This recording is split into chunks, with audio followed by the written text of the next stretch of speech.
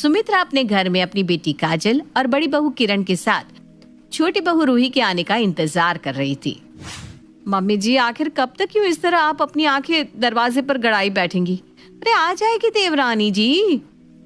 हाँ माँ, भाभी बिल्कुल सही बोल रही है। देखो सुबह के 4 बज रहे हैं, थोड़ा सा रेस्ट कर लो। अगर रेस्ट नहीं किया तो खामखा बीमार पड़ जाओगी। फिर करवाते रहना अपनी नई बहू से सेवा। अरे सुबह के 4 बज रहे हैं, तभी तो घर के दरवाजे पर अपनी नजर गड़ाए बैठी हूँ। बहू किसी भी टाइम आती होगी। और तुम दोनों ना मुझे अपना ज्ञान मत दो। जाओ जाकर पूजा की थाली तैयार रखो। बहू जैसे ही घर में आएगी वैसे ही उसका गृह प्रवेश करवाना है हमें। सुमित्रा आज काफी खुश थी और वो एक टक लगाए दरवाजे की तरफ देख रही थी। देखती भी क्यों ना, आखिर उसका छोटा बेटा सुमित सुमित्रा के घर की छोटी बहू को जो ला रहा था। अगले कुछ घंटे में सुमित की गाड़ी सुमित्रा के घर की चौखट पर खड़ी हो जाती है और उस गाड़ी में से सुमित्रा की छोटी बहू रूही निकलती है। रूही को देख सुमित्रा खुशी से दरवाजे पर जाकर अपनी बड़ी बहू को आवाज लगाकर पूजा की थाली लाने को कहती है। किरण बहू, अरे जल्दी लेकर आ पूजा की थाली। आखिर कब तक मैं अपनी नई नवेली बहू को घर के बाहर खड़ी रखूंगी? हाँ हाँ माँ जी, अभी लेकर आती हूँ। कुछ ही देर में किरण अपने हाथों में पूजा की थाली लेकर आती है, जिसके बाद सुमित्रा अपनी बहू की आरती उतारने के बाद उसका गृह प्रवेश करवाती है। अपनी सास का इतना प्यार देख रूही की खुशी का ठिकाना नहीं था। अरे वाह रूही, ये तो सोने पर सुहागा हो गया। जितना सुना था उससे कहीं ज्यादा मेरी सास अच्छी है। हे भगवान, ऐसी सास सबको देना। रूही अपनी सास के बर्ताव को देखकर मन ही मन काफी खुश हो रही थी, लेकिन कौन जानता था कि उसकी खुशी कुछ ही पल के लिए है। चलो भाई, सारी रस्म हो गई। काजल जा अपनी छोटी भाभी को उनका कमरा दिखा दे। मैं चली सोने के लिए, बहुत थक गई हूँ मैं। लेकिन माँ जी, आप ही तो रात से अपनी छोटी बहू का इंतजार कर रही थी। अब जब आपकी छोटी बहू आई है तो आप अपनी बहू के साथ समय नहीं बिताएंगी? किरण बहू, छोटी बहू अब इसी घर में रहने वाली है। वो एक दिन के लिए नहीं आई। बिताती रहूंगी उसके साथ समय। अभी बहुत समय पड़ा है समय बिताने के लिए, समझे? जा जाकर घर का काम कर और पहले ना मेरे लिए 1 कप चाय लेकर मेरे कमरे में आ जाना। मेरे सर में बहुत ज्यादा दर्द हो रहा है। अभी तक जो सुमित्रा अपनी छोटी बहू के आने का इंतजार कर रही थी, अचानक उसी सुमित्रा के हाव भाव बदल जाते हैं। ये देखकर रूही कुछ समझ नहीं पाती, लेकिन रूही उसी समय किसी से कुछ बोलना जरूरी नहीं समझती और अपनी ननद के साथ अपने कमरे में चली जाती है। ऐसे ही समय गुजरता है और समय के साथ साथ रूही अपने ससुराल की जिम्मेदारियों को भी समझने लगती है।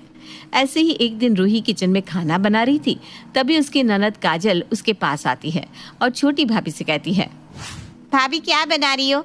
आज खुशबू से तो लग रहा है कुछ बढ़िया ही पक रहा है। जी हाँ ननद जी, आपने बिल्कुल सही अंदाजा लगाया है। आज मैं घर में कुछ अच्छा ही बना रही हूँ। घर में ऐसा कुछ बना रही हूँ जिसे देखकर सभी खुश हो जाएंगे। अच्छा, ऐसा भी क्या बना रही हो भाभी? जरा मुझे भी तो दिखाओ। नहीं नहीं नहीं नहीं नन्ना जी, ये तो अब डाइनिंग टेबल पर ही देखने को मिलेगा। रूही की बात सुनकर काजल अपनी भाभी को कोई जवाब नहीं देती और वहां से चली जाती है। कुछ देर बाद जब सभी खाना खाने बैठते हैं तो खाने में हलवा, पूरी, सब्जी देखकर सभी का मुंह बन जाता है। अरे बहू, ये तूने क्या बना दिया? हमारे घर में कोई भंडारा चल रहा है क्या, जो तूने हलवा पूरी सब्जी बना दी? नहीं माँ जी, भंडारा तो नहीं है, लेकिन मैं जब से यहाँ आई हूँ कुछ अच्छा नहीं बना, इसलिए मैंने सोचा कि क्यों ना आज ये बनाकर सभी का दिल जीत लिया जाए।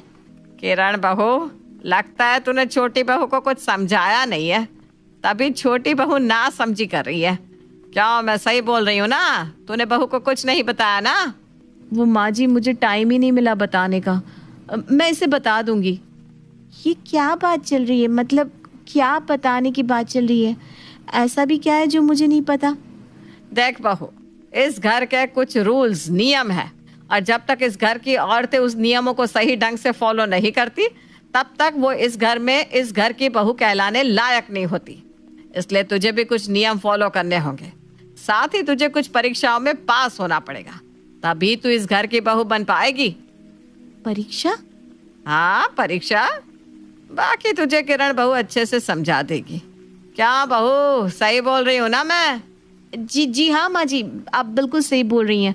मैं रूही को सब समझा दूंगी। आज सभी लोग जैसे तैसे पूरी, सब्जी और हलवा तो खा लेते हैं, लेकिन आज की बात रूही को जरा भी अच्छी नहीं लगती। वो अपनी आंखों में आंसू लिए अपने कमरे में चली जाती है। तभी वहां किरण आती है। देवरानी जी, छोटी छोटी बात पर आंसू बहाना बंद कर दो, क्योंकि अब आपकी शादी हो गई है। शादी के बाद एक लड़की को मजबूत बनना पड़ता है ताकि वो अपने ससुराल वाले के ताने और लोगों की बात सुन सके। लेकिन दीदी, जब मैं इस घर में शादी करके आई थी तब माँ जी कितना अच्छा बर्ताव कर रही थी। अचानक से माँ जी को क्या हो गया? रोहित, तुम ना बहुत भोली हो। तुम ये कैसे बोल रही हो कि तुम माँ जी की पसंद की बहू नहीं हो?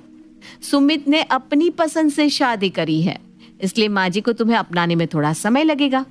और हाँ, वो और लोगों के सामने ये नहीं जताना चाहती कि ये शादी उनकी मर्जी के खिलाफ हुई है, इसलिए वो बाहर वालों के सामने तो तुमसे अच्छे से पेश आएंगी।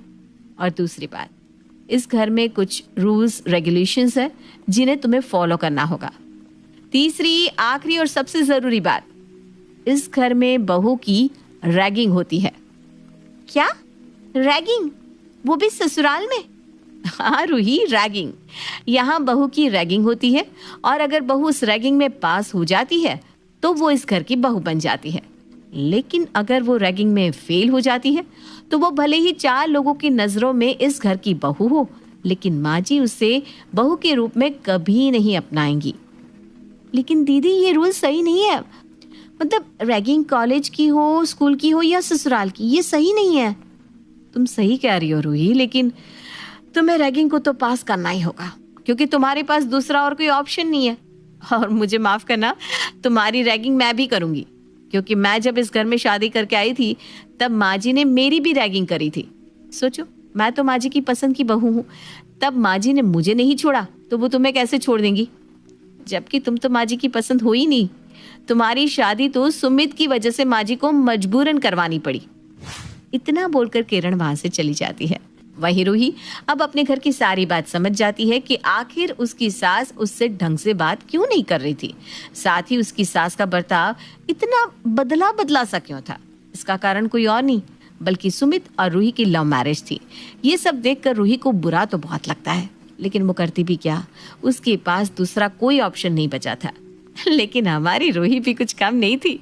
आखिरकार उसको पता चल ही गया था कि उसकी सास उससे क्यों कटी कटी रहती है। बस इसलिए वो अपनी सास की रैगिंग को पार करने की ठान लेती है। मम्मी जी, आप भले ही मुझसे कितना ही कटी कटी क्यों ना रह ले, लेकिन मैं आपका दिल जीत कर ही रहूंगी। इस रैगिंग में चाहे आप मेरी कितनी ही परीक्षा क्यों ना ले, मैं सारी परीक्षा पास करके आपका दिल जीत कर आपको ये साबित कर दूंगी कि आपको मेरे जैसी बहू कहीं नहीं मिलेगी। अगले दिन रूही नहा धोकर जब अपने कमरे से बाहर जा रही होती है तब हॉल में सुमित्रा की कुछ दोस्तों को देखती है। मम्मी जी की दोस्त आई हैं। मम्मी जी तो बहुत ही पुराने ख्यालात वाली हैं। खैर जो भी है, अब जब माँ जी ऐसी हैं तो जाहिर सी बात है कि उनकी सारी सहेलियां भी ऐसी ही ओल्ड फैशन की होंगी। उनके सामने हाथ में चाय कॉफी और घूंघट में जाना ही अच्छा होगा, नहीं तो वो तुरंत जज कर देंगी मुझे, और बाद में माँ जी उनके जाने के बाद मुझ पर भड़केगी। जहाँ रूही ये सब अपने मन में सोच रही थी, वहीं सुमित्रा अपनी सहेली कुंती से अपनी बहू को देखते हुए कहती है, अभी देखना मेरे बेटे की पसंद, यानी मेरी बहू कैसे अपने ही फैशन में आती है हीरोइन बनके। अरे सुमित्रा, तू भी ना, वो आजकल की लड़की है, ये जानते हुए भी तू उससे ये उम्मीद करती है कि वो घूंघट में आएगी। मेरे घर में जो भी बहू आएगी वो घूंघट में ही रहेगी। अब तुझे कैसे बताऊं मेरी प्यारी दोस्त कि मैं अपनी बहू की रैगिंग कर रही हूँ। अब देखती हूँ वो मेरी इस परीक्षा में कैसे सफल होगी। सुमित्रा मन में खुद से बात कर रही थी, तभी वहां रूही घूंघट में आती है और अपनी सास को चाय देती है।